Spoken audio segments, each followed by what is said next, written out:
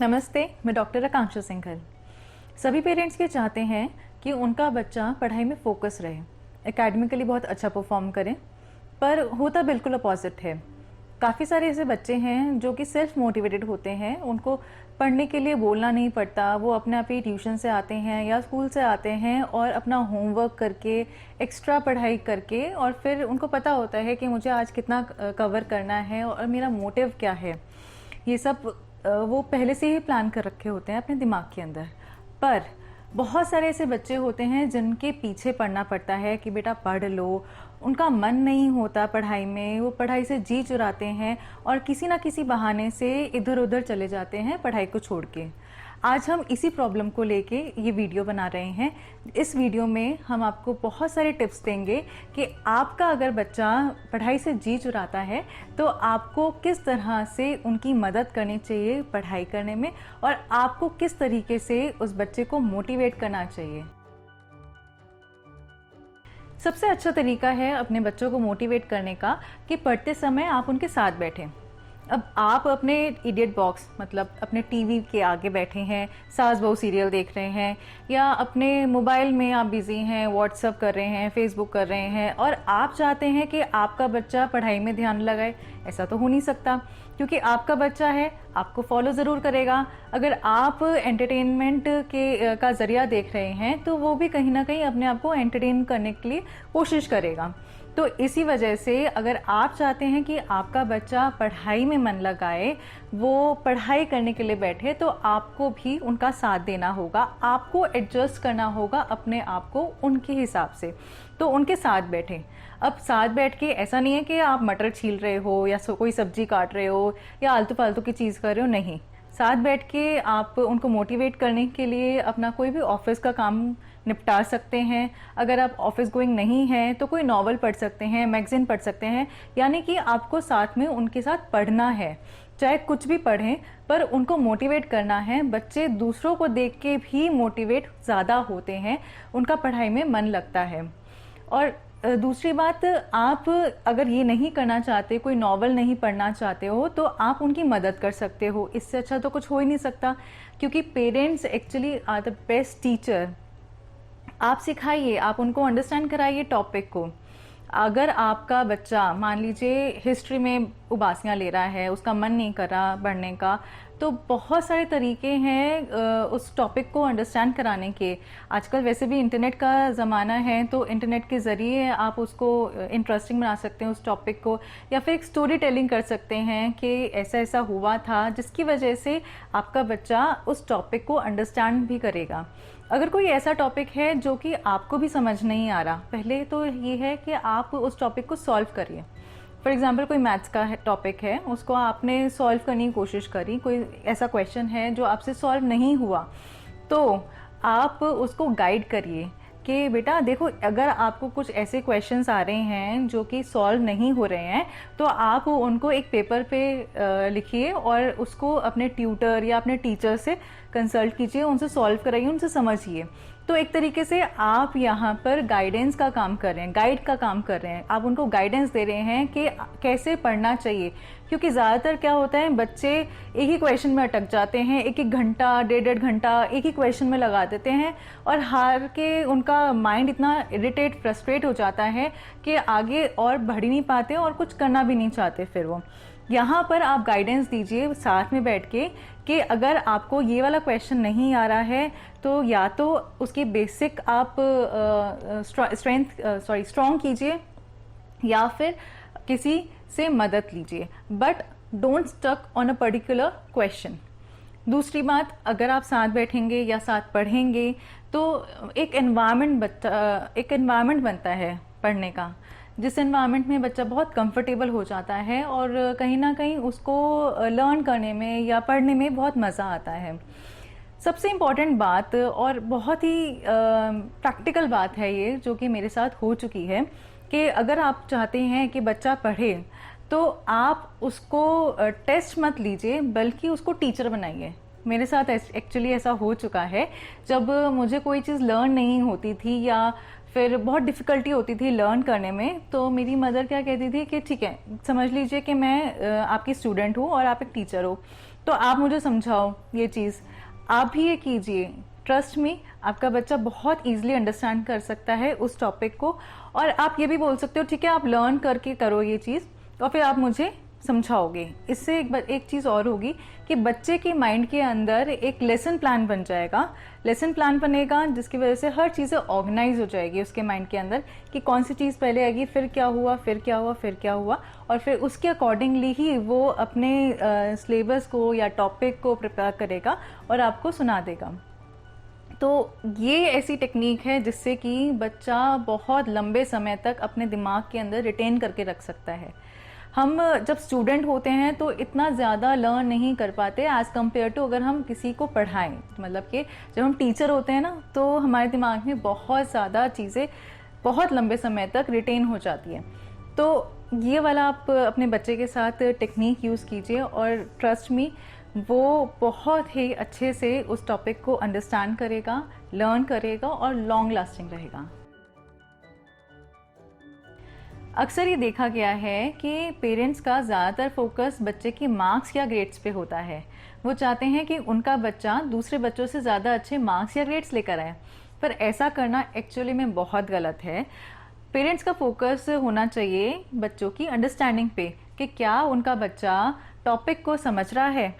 पढ़ाई का मतलब मार्क्स नहीं होता कि अच्छे मार्क्स लिया है इसका मतलब बच्चा टॉप आ गया, नहीं। जैसे हमने 3 इडियट्स में देखा था, उसमें लिखा था कि दिखाया था कि अगर आप किसी चीज़ को अंडरस्टैंड कर लेते हो तो मार्क्स तो अपने आप ही आ जाएंगे। अगर आपका फोकस मार्क्स पे होगा, नंबर्स पे होगा, ग्रेड्स पे होगा, तो एक्चुअली आप अपने बच्चे को प्रेरित कर रहे हैं कि वो अपना टॉपिक रटे, लर्न करे, समझे नहीं। अगर आप किसी टॉपिक को अंडरस्टैंड करेंगे तो वो लॉन्ग लास्टिंग होगा, पर अगर आप किसी चीज़ को रटेंगे तो वो लॉन्ग लास्टिंग नहीं होगी बल्कि एक शॉर्ट टर्म मेमोरी में चला जाएगा, जिसकी वजह से अगेन जब एग्ज़ाम्स आएंगे तो बच्चा भूल भी सकता है।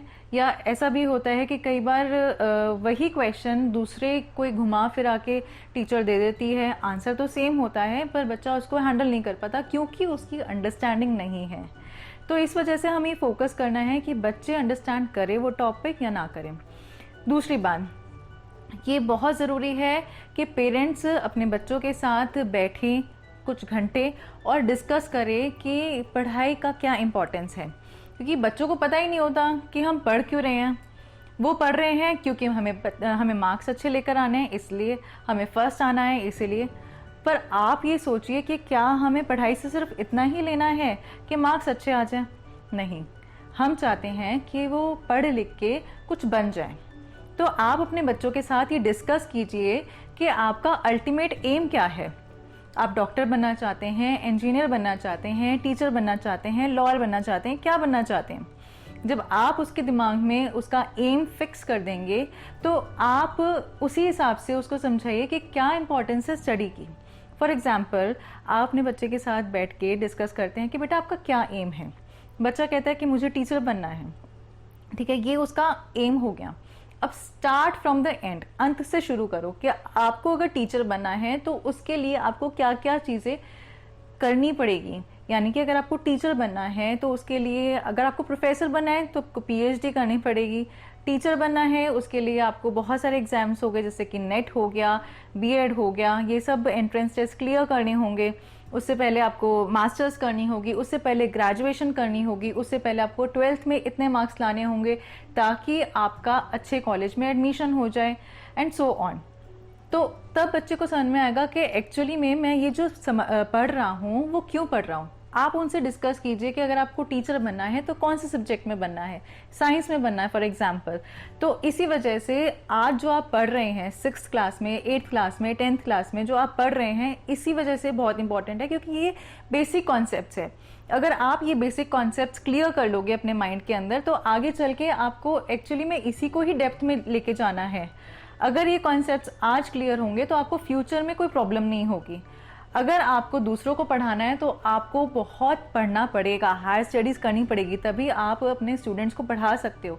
यानी कि अगर आपका कॉन्सेप्ट अच्छा होगा तो ही आप अपने बच्चों को पढ़ा सकते हो। तो it is very necessary to clear your concepts, तब वो बच्चा समझेगा कि क्यों मैं बैठ के पढ़ूँ, क्या ज़रूरत है पढ़ने की। तो ये चीज़ आप अपने बच्चे के माइंड के अंदर डालिए। आप क्या करते हैं, माइंड के अंदर डालते हैं कि नहीं बेटा आपको उससे अच्छे नंबर लेकर आने हैं, देखा वो कितने अच्छे नंबर लेकर आया, आपके तो इतने बेकार नंबर ले आए हैं। तो बच्चा डीमोटिवेट ज़्यादा होता है पढ़ने में, मोटिवेशन नहीं आती है। तो आप अपने फोकस कीजिए कि आपको क्या करवाना है बच्चे से। पहले आप अपना फोकस क्लियर कीजिए, फिर बच्चे का फोकस क्लियर कीजिए। अगर आप ये चाहते हैं कि आपका बच्चा खेलने के साथ साथ पढ़ाई भी करे, तो आपको एक टाइम शेड्यूल या फिर एक टाइम टेबल आपको बनाना पड़ेगा उस बच्चे के लिए, जिसके अंदर आप सारी एक्टिविटीज़ मॉर्निंग से लेके नाइट तक जितने भी वो उसकी एक्टिविटीज़ होती है वो सारा एक्टिविटीज़ उसके अंदर डालेंगे। चाहे वो स्कूल जाता है, ट्यूशन जाता है, सोता है, पढ़ता है, खेलता है, टीवी देखता है, हर चीज़ आप उस टाइम टेबल के अंदर डालेंगे। ध्यान रहे कि ये जो टाइम टेबल है आपको पूरे साल का नहीं, पूरे महीने का नहीं, बल्कि एक वीक का पहले बनाइए। आपको अगर लगेगा कि बच्चा उस टाइम टेबल को फॉलो कर रहा है तो आप इस टाइम टेबल को आगे लंबा खींच सकते हैं। फिर आप ये देखिए कि आपको बच्चे को 1 घंटा या 2 घंटा पढ़ाना नहीं है।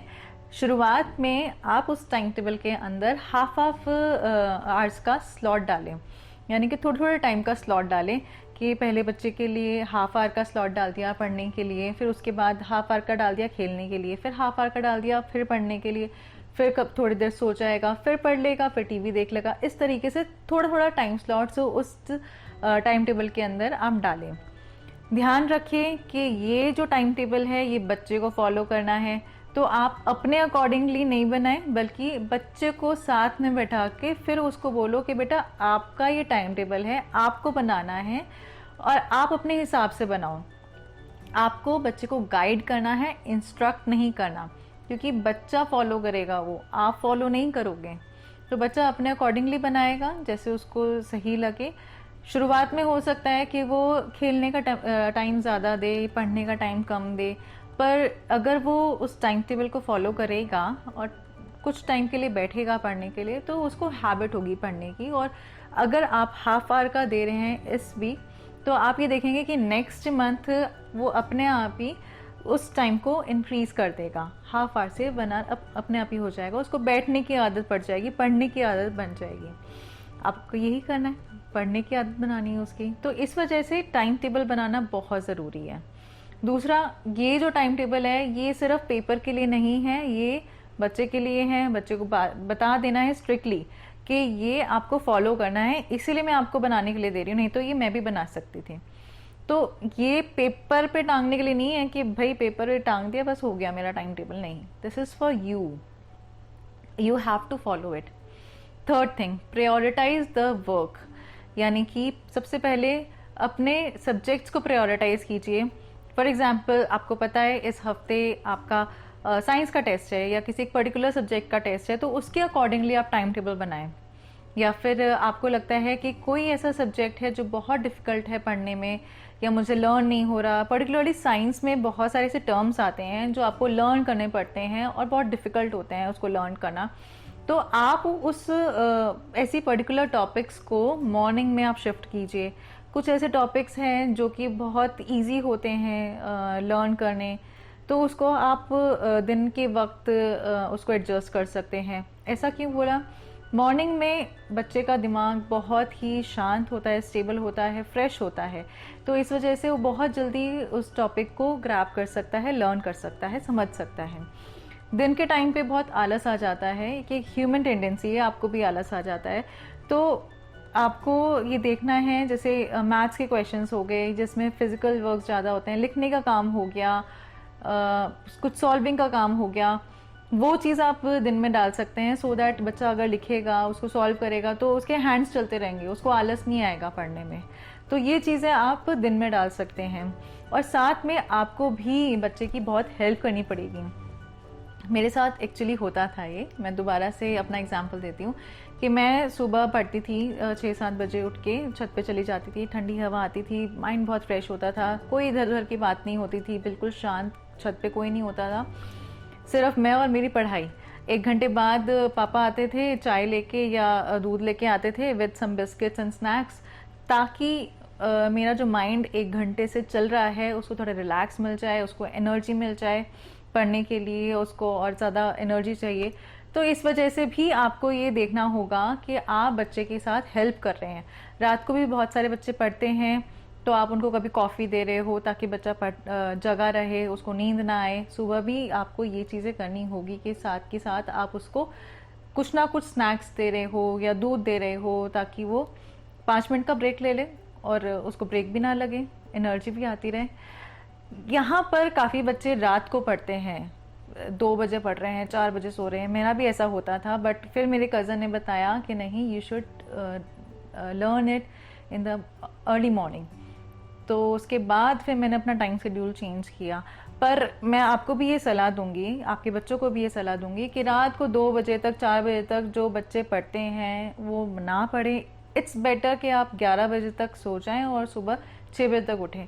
नींद भी बहुत ज़रूरी है, कि आप प्रॉपर नींद नहीं लेंगे तो वो चीज़ लर्न नहीं होगी, वो चीज़ समझ नहीं आएगी। तो इसलिए नींद भी बहुत ज़रूरी है। नींद का भी अपने टाइम शेड्यूल में प्रॉपर एक टाइम डालें। नेक्स्ट थिंग, टाइम की अगर हम बात करें तो 2 चीज़ें होती है, एक होता है टाइम डिस्ट्रैक्शन और एक होता है टाइम पास। टाइम डिस्ट्रैक्शन जैसे कि कोई भी मेहमान आ गया, आप टेबल पे बैठे हो पढ़ने के लिए, कोई भी मेहमान आ गया, आपको सब कुछ समेट के अंदर जाना पड़ रहा है, आपका जो फोकस लगा हुआ है टेबल पे वो डिस्ट्रैक्ट हो जाता है। फ़ोन आ गया एकदम से किसी का, या फिर डोरबेल रिंग हुई, या फिर मम्मी ने बुला लिया, आप बिल्कुल फोकस कर रखे हो अपनी पढ़ाई पे और एकदम से वो डिस्ट्रैक्ट हो गया। This is time distraction. Time pass, कि भाई आप पढ़ाई लेके बैठे हो लेकिन टेबल के नीचे आपका फ़ोन चल रहा है, या फिर आप टाइम पास कर रहे हो, अपना पढ़ाई लेके बैठे हो, डे ड्रीमिंग चल रही है। तो आपको टाइम पास नहीं करना। बच्चे टाइम पास तब करते हैं जब उनको सफिशिएंट टाइम नहीं मिलता ये सब चीज़ें करने के लिए। तो बच्चे को आप बताओ कि देखो, मैंने आपके टाइम टेबल में ये सब चीज़ें करने के लिए भी टाइम दिया है, खाली टाइम भी दिया है, तो आप खाली टाइम में ये सारी चीज़ें करना। अगर आप खेल के टाइम पे खेल कर रहे हैं, अगर आप अदर एक्टिविटीज़ कर रहे हैं खाली टाइम में, तो आपको पढ़ने के टाइम पे भी पढ़ना है, फुल्ली कंसंट्रेट होके। ये भी आपको अपने बच्चों को समझाना होगा। तो this is known as time table, this is the importance of time table. आपके लिए ये समझना बहुत ज़रूरी है कि आपके बच्चे का लर्निंग स्टाइल क्या है, उसके लर्न करने की क्षमता क्या है। मान लीजिए आपके अगर 2 बच्चे हैं तो दोनों की क्षमता अलग अलग होगी। कुछ बच्चे होते हैं जो जल्दी लर्न कर लेते हैं, कुछ होते हैं जो स्लो लर्नर होते हैं, कुछ होते हैं जो कि लिख के याद करते हैं, कुछ होते हैं जो मन ही मन में याद कर लेते हैं या बोल के याद करते हैं, कुछ होते हैं जो कि ग्रुप में पढ़ना अच्छा लगता है उनको समझ में ज़्यादा आता है ग्रुप स्टडी करने में, और कुछ होते हैं जो बहुत ही लोनली बैठ के पढ़ना चाहते हैं, एकांत में, पिन ड्रॉप साइलेंस। तो आपको ये समझना होगा कि आपके बच्चे की लर्निंग स्टाइल क्या है और आपको उसके अकॉर्डिंगली अपने आप को एडजस्ट करना होगा। आपको ये नहीं ताना देना बच्चे को कि देखो उसका बच्चा जो है कितना जल्दी लर्न कर लेता है, कितना फास्ट लर्नर है वो, तुम तो बुद्धू हो, कितना स्लो लर्न करते हो। नहीं, आपको उसको समझना होगा क्योंकि हर बच्चा अलग है। मैंने जैसे आपको बताया, अगर आपके 2 बच्चे हैं तो दोनों का लर्निंग स्टाइल अलग है, दोनों की क्षमता अलग है, और दोनों को आपको अलग अलग समझ के और फिर बाद में उनको अंडरस्टैंड करानी है चीज़ें।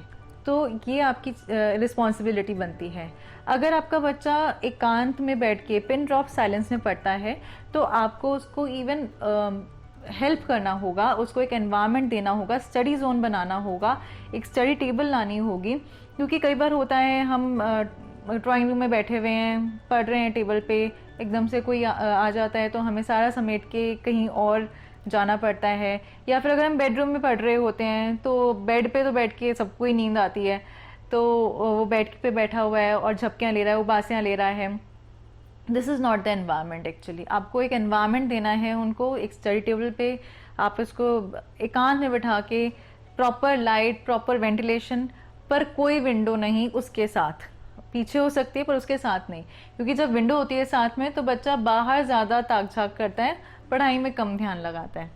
No phone at all, switch off कर दीजिए उसका फ़ोन, और अपना फ़ोन भी आप ये ध्यान रखिए कि साइलेंट मोड पे हो या फिर उसके स्टडी रूम के आसपास ना हो, थोड़ा दूर हो। Failure is a part of life, हमें ये समझना होगा, क्योंकि कई बार बच्चे के मार्क्स इतने अच्छे नहीं आते जितना वो एक्सपेक्ट कर रहा होता है। तो हमें अपने बच्चों को ये समझाना है कि ऐसा होता है, हमारे साथ भी कभी ना कभी ऐसा हुआ था कि हमने कोई चीज़ एक्सपेक्ट करी थी पर मिली, लेकिन उतनी एक्सपेक्टेशन से नहीं मिली जितना हमने एक्सपेक्ट किया था। आपके मेरे सबके साथ ऐसा होता है, दिस इज़ द लाइफ। आपको ये समझाना होगा। पेरेंट्स समझाते हैं सक्सेस के बारे में, लेकिन फेलियर के बारे में कोई नहीं समझाता। तो आपको अपने बच्चे को समझाना होगा कि फेलियर पे अपनी लाइफ को कैसे हैंडल करें, उस फेलियर को कैसे हैंडल करें, उसको मैनेज कैसे करें। इसके लिए आपको डांटना नहीं है, क्योंकि बच्चा पहले से डिप्रेस है, उसको लगता है कि मैं पिछड़ गया बच्चों से, काफ़ी बच्चे आगे निकल गए मुझसे एकेडमिकली, नंबर वाइज। तो आपको क्या करना है, उसको और डिमोटिवेट नहीं करना, बल्कि उसको ये बताना है एनालाइज करके कि आपकी गलती कहाँ पर थी, क्यों ऐसा हुआ। बच्चे के साथ बैठे, सिलेबस लेके बैठे और ये देखें कि क्या क्या आया था पेपर में और कहाँ पर गलती हुई है, क्यों ऐसा हुआ है। ऐसा करने पे बच्चा समझेगा कि मुझे इतनी मेहनत और करनी थी जो मैंने नहीं करी, या मेरी क्या क्या गलती हुई है। आगे जाके उस गलती को वो सुधारेगा। हमें बच्चे को उसकी गलती समझानी है और उसको कैसे सुधारा जा सकता है इसकी गाइडेंस देनी है। डांटने से कुछ नहीं होता। प्लस साथ के साथ हमें उसको रिलैक्स भी नहीं करना।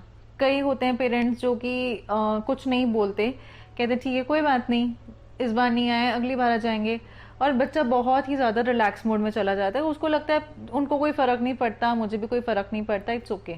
ऐसा भी नहीं करना, क्योंकि बच्चा जब रिलैक्स मोड पे चला जाएगा, स्टेबल हो जाएगा और बच्चा आगे ग्रोथ नहीं कर पाएगा।